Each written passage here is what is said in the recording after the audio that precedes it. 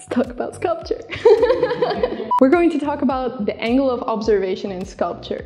The angle from which you are observing both your subject of observation and your sculpture will vary based on how close the sculpture is to your object of observation and how close you are to both of those things as well.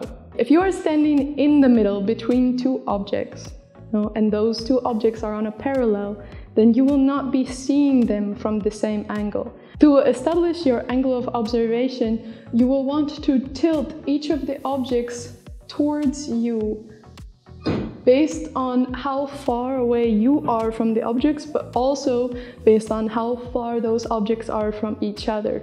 The closer the objects are together, and the further away that you stand, the less warping will occur.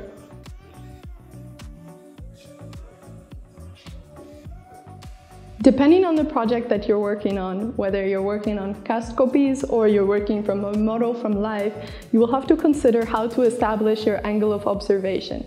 In this case, we can see that these two identical objects are set up on a parallel. And to establish this angle of observation so that we are viewing them both from the same angle simultaneously, we'll have to tilt them both slightly towards us so that we can see them from the same angle. There are a couple things to consider when you're choosing what perspective to view an object from in order to recreate a three-dimensional likeness. So, for example, on this lips of David, we can, from the front view here, observe the heights and the widths of this sculpture.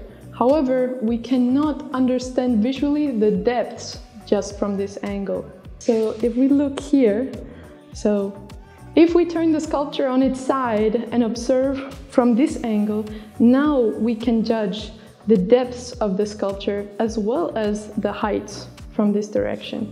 If we want to understand the depths in relation to the widths, we can turn it in this direction as well.